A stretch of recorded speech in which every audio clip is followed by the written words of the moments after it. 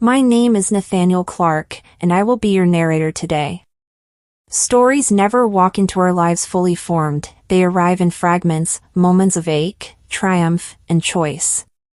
What I am about to share is not fiction stitched with exaggeration, but a soul's quiet rebellion against rejection and condescension. It is the story of a young woman named Eleanor Hayes, who was belittled by the wealthy circle surrounding her fiancé, only to rise far beyond the same people who once considered her unworthy. I work really hard to make videos for you all, so please subscribe to my channel and like this video. Also, make sure to tell me your name and where you are watching this story from. Let's start the story. This tale unfolds in New York City, a place where opulence towers in glass skyscrapers, where ambitions are both crushed and elevated, and where the struggle of belonging collides with the hunger to succeed. Eleanor was not born into wealth, nor did she possess the silver spoon her fiancé's friends flaunted so graciously. She had something else: vision, resilience, and a dream that would carry her through storms. It was the spring of 2013 when she first stepped into the glossy apartment on the Upper East Side with Daniel, her fiancé. His friends, Wall Street heirs and budding entrepreneurs with names polished like brands, awaited them with the smug assurance of people who had never been denied anything in life.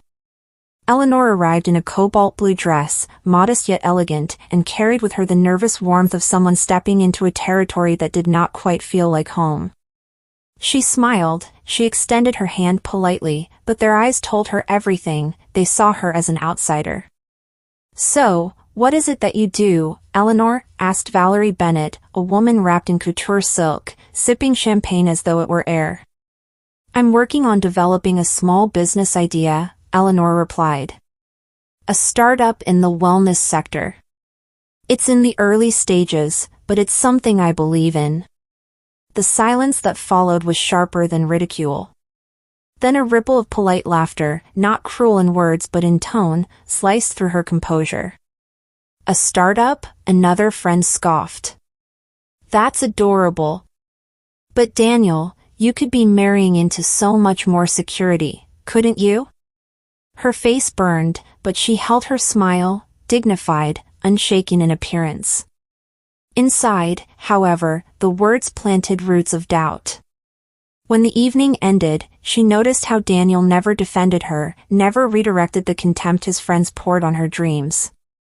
He stood silent, complicit, choosing comfort in their approval over loyalty to her. That night, Eleanor realized something crucial: security purchased with silence was not love, not in the true sense. If she was to be rejected by the very people whose validation Daniel sought, then she would no longer bend toward their acceptance. She would rise above it. And so began her journey. Weeks later, Eleanor ended her engagement. She did not slam doors, did not throw accusations into the storm. Instead, she wrote Daniel a letter that brimmed with calm certainty. "You didn't defend me, Daniel, not once. You say you love me, but love is never silent when someone you claim as your own is belittled. I will not build my life in the shadow of people who do not see me. I choose myself." And with that, she left. The world beyond Daniel's circles was not kind either. Finances were uncertain, doors closed in her face, and investors dismissed her with the same tone his friends once used: inexperienced, unscalable, naive. But failure did not crush her. Each dismissal became her kindling. She moved into a one-bedroom Brooklyn apartment. Days blurred into nights as she sketched business models on napkins, researched consumer habits, and attended meetups across the city. She had no powerful surname, no trust fund to draw from, only a fierce determination and $7,000 in savings. Her venture, then just an idea, was built around holistic wellness, a blend of nutrition, mental health guidance, and technology. She named it Aurora Living, a company that would bring simplified, accessible wellness programs to everyday Americans who couldn't afford sleek Manhattan studios or high-end therapy. Eleanor's concept grew not from lofty ambition but from lived observation. She had watched her own mother, overworked, exhausted, battling stress, long for solutions that didn't cost thousands. Wellness, Eleanor believed, belonged to more than just the privileged. By 2015, Eleanor had quit her side jobs and dived fully into Aurora Living. The first app prototype was terrible, buggy, half-functional, met with lukewarm reviews by beta users. She cried the night it launched, her body curled into itself against the cool glow of her laptop screen. Maybe her fiancé's friends had been right. Maybe she was chasing delusion. But then came a message. It was from a woman named Claire Thompson, a single mother in Ohio. "I know the app isn't perfect," Claire wrote, "but thank you. It's the first time I've had access to nutrition guidance without paying hundreds of dollars. Please don't stop. People like me need this." That single message breathed life back into Eleanor's fight. She printed it, taped it to the wall above her desk, and whispered to herself, "I am not building this for critics. I am building this for Claire." Every setback burned, but resilience hardened into habit. She devoured books on entrepreneurship, taught herself basic coding, and worked side by side with freelancers she paid in small installments. Money was forever tight. To fund operations, she took odd part-time jobs in cafes, research firms, and once even as a receptionist in a building where Daniel's friends held office suites. She passed them in the lobby, unnoticed as if invisible. But she was not invisible. She was simply waiting for her moment. By 2016, Aurora Living was functional enough to gain its first 100 paying users, mostly everyday women who stumbled upon the app through word of mouth. It was not much, not compared to the booming lifestyle brands in Manhattan, but for Eleanor, it was survival. She worked tirelessly out of Brooklyn coffee shops, her laptop stickers peeling, dark circles forming beneath her eyes. Yet, each time a new user signed up, she whispered their names aloud as though christening them into her vision of community.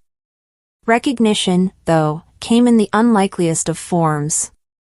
At a low-cost startup expo in Queens, her booth, small, built with cardboard backdrops and hand-drawn posters, was sandwiched between slick, venture-funded companies. Passers-by barely looked twice. But then a young journalist covering minority and women-owned startups stopped by her table. "So why wellness?" he asked, recorder clicking on. Eleanor smiled, tired but passionate. "Because it's been stolen from the people who need it the most. Wellness shouldn't be a luxury. It should be as accessible as clean water." Her words caught his attention. A month later, his article titled The Startup with a Heart in Brooklyn featured Eleanor's vision. The piece was small, hidden within a local publication, but it spread across social media and wellness forums and parenting communities. Her user numbers tripled within 6 months. Suddenly, she was no longer invisible. That winter, Eleanor was invited to a small wellness panel at NYU. It was unpaid, just a chance to share her journey, but she accepted eagerly. On the day of the event, as she entered the glass building, she froze. Among the attendees at the conference was none other than Valerie Bennett, the same woman who had once laughed at her adorable startup dream during that fateful dinner years ago. Valerie did not notice Eleanor at first. Draped in pearls and still exuding Upper East Side poise, she worked the room with the effortlessness of someone who thrived on attention. The years had been kind to her surface life, but Eleanor, observing from across the lobby, finally felt the power shift. When it was Eleanor's turn to speak on the panel, her voice trembled at first, but fire soon replaced nerves. She spoke about accessibility, about everyday resilience, about the mothers like Claire who fueled her mission. When she concluded, the room broke into applause, not thunderous, but sincere. Valerie clapped too, perhaps out of politeness. But her eyes betrayed recognition, the faint flicker of memory. For the first time, Valerie looked at Eleanor not with dismissive amusement, but something bordering on respect, or perhaps unease. By 2018, Aurora Living had grown into a modest but steadily scaling business. They launched subscription-based wellness kits mailed to users, including affordable supplements and daily journals alongside the app experience. Her small team of 5, huddled in a shared workspace, worked relentlessly. Eleanor was no longer scraping between odd jobs. She still lived simply, in the same Brooklyn apartment with mismatched furniture, but she paid herself a salary for the first time. She allowed herself one luxury, a small jade plant by her window, a symbol of growth, fragile yet persistent. Investors began circling. Some were tokenistic, more interested in branding her as a female founder story than believing in her product. Eleanor declined them. She had learned the cost of choosing approval over authenticity. She wanted partners, not benefactors. Her chance came when a mid-level venture fund focused on social impact startups offered her $500,000 in seed investment. It was not a fortune in New York terms, but it was a turning point. One of the fund's partners later confessed. "You weren't the flashiest founder. But you were the most believable. Entrepreneurs who talk about profits impress us. Entrepreneurs who talk about people inspire us." And so the fire spread. Success draws attention in waves, first from strangers, then from skeptics, and finally, from those who once dismissed you. In 2020, as the pandemic spurred demand for virtual wellness solutions, Aurora Living exploded. With millions locked in their homes, Eleanor's platform became a lifeline. She partnered with schools, workplaces, and even local governments to provide her wellness modules. By 2021, her company crossed $50 million in valuation. She had arrived. And then, almost poetically, an email arrived on her desk. It was an invitation to a charity gala hosted by Valerie and her husband, a fundraiser in Manhattan, attended by the city's most influential business leaders. Eleanor almost laughed when she read it. It wasn't fate. It was merely New York's tendency to fold circles in on themselves. She went. Not to flaunt, not to sneer, but simply to stand tall in the very room that once branded her unworthy. The chandeliers glittered that evening as though mocking the years Eleanor had spent under single light bulbs and late-night apartments. Valerie looked older, her confidence polished but thinner at the edges. When she saw Eleanor, her expression froze, but only for a moment. "Eleanor," she said carefully, glass of champagne in hand. "You've come quite far. Aurora, isn't it? I keep hearing about it." Eleanor smiled, calm, unhurried. "Yes. It's been an interesting journey." Around them, others joined, eager to meet her, the woman who built a wellness empire from nothing. For the first time, it was Valerie on the periphery while Eleanor held the circle. The rejection had come full circle, transformed into respect that could no longer be withheld. That night, as Eleanor left the gala, she thought of Daniel, too. She had heard he was now married to an heiress in Connecticut. She did not feel bitterness, nor regret, only gratitude, for his silence once pushed her toward her loudest triumph. By 2022, Aurora Living had become more than just a startup. It was now a movement, woven into the lives of millions of people across America.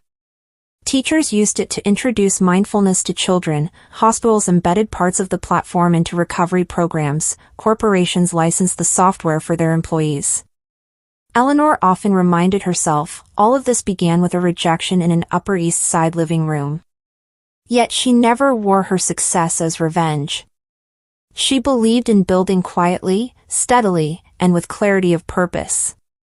Still, the irony was not lost on her when investors who once turned her down now begged for a seat at the table. Her team had grown to 40 employees housed in a restored warehouse in Brooklyn, glass-paneled, covered in greenery, humming with energy.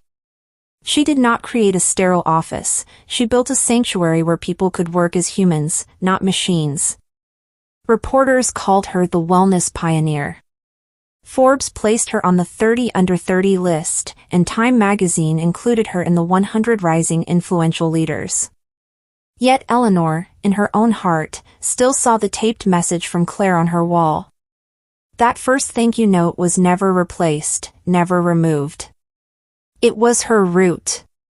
Success, however, came with new trials. The more visible Eleanor became, the more she was scrutinized. Anonymous critics claimed Aurora was commercializing wellness or capitalizing on vulnerability. Competitors filed baseless lawsuits, hoping to dent her momentum.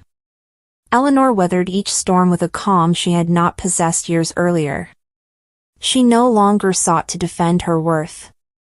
She knew now that her foundation was untouchable. But in quiet moments, she often asked herself, do I still belong to myself, or have I become another reflection of what the world demands? It was in one such period of questioning that she reconnected with her mother, Margaret Hayes. Her mother, now retired, reminded her. You don't owe the world your entire being, Eleanor. You started Aurora to give people a chance at wellness, but remember, you, too, deserve wellness.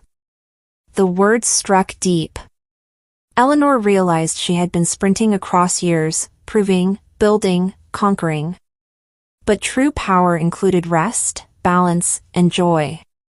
She began taking weekends off, learning to cook again, even starting to paint small canvases, activities that grounded her and reminded her she was more than just a founder. I cannot tell this story without recounting the night of confrontation, the evening when rejection and triumph finally collided face-to-face in its rawest form. It was 2023, at a private entrepreneur roundtable. Eleanor was on the invite list, seated as a keynote guest. As she entered the sleek penthouse venue, there was Daniel, her former fiancé. He was grayer around the edges now, his tailored suit immaculate, but his eyes revealed something his wealth could not cover, weariness. He approached hesitantly. Eleanor? His voice held surprise, perhaps a degree of guilt. It's been years. She smiled politely. Yes, it has. I've read about your work. He shifted, uncomfortable. He was managing an investment firm, but the pandemic had strained him, and his company had not grown the way he once boasted it would. His circle stood thinner now, fewer hangers-on, more forced smiles. I wanted to say, I think what you've done is extraordinary, he said finally. There was no bitterness in her when she answered, only truth. Thank you. I suppose I should thank you, in part. If you had stood for me, perhaps I'd still be where they wanted me to be, silent, small. Sometimes rejection is just redirection. His face flushed. There were no sharp words, no drama. The conversation ended there, but its weight hung heavy. For once, he understood what it meant to be the one left behind. By 2024, Aurora Living prepared to go public. It was valued at nearly $500 million, and Eleanor's name became synonymous with accessible wellness innovation. Yet she refused to move into a mansion or flood her wardrobe with gowns. She bought her mother a comfortable cottage in Vermont and often escaped there to find quiet. In one particularly moving interview, she was asked, "What does success mean to you, Eleanor?" She paused before answering. For me, success isn't a valuation or a title. Success is watching a single mother in a small town open her phone and feel less alone. Success is giving someone the strength to choose life, health, balance even when the world tells them they don't deserve it. That's what Aurora is about. The world applauded, but those words were not crafted, they were simply her truth. At that moment, every laugh, every rejection, every scoff from her fiancé's wealthy friends lost its sting. They no longer defined her story. She did. The last time Eleanor saw Valerie was at a televised panel on entrepreneurship. Valerie, still wealthy but struggling with a failed luxury brand venture, sat across from Eleanor. Reporters naturally drew comparisons. Years back, Valerie had represented everything Eleanor was not.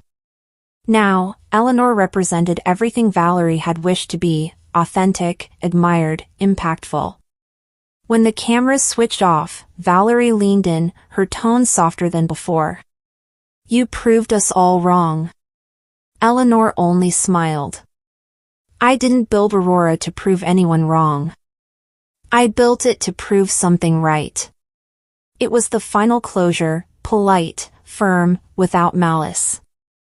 Eleanor no longer needed revenge. Her very existence, her empire, her peace, that was victory enough. As your narrator, I have walked you through Eleanor Hayes's path not because it is rare, but because it is profound. The world is quick to dismiss dreams that don't align with wealth, status, or polish. Yet Eleanor's story shows us that rejection is not the end, it is the soil where something far greater can take root. Eleanor Hayes became a name etched into America's entrepreneurial lore. From dismissed fiancée to founder, from outsider to icon, she reminded us of the simplest truth: silence is sometimes betrayal, but belief in oneself is the loudest declaration of all. Her story does not end in boardrooms or galas. It continues in the lives of those who use her platform daily, in the mothers, teachers, workers, and students who find wellness within reach. That is her legacy. And perhaps, that is why stories like hers must be told again and again, so that no girl sitting in a room of people who dismiss her ever doubts the fire in her own hands.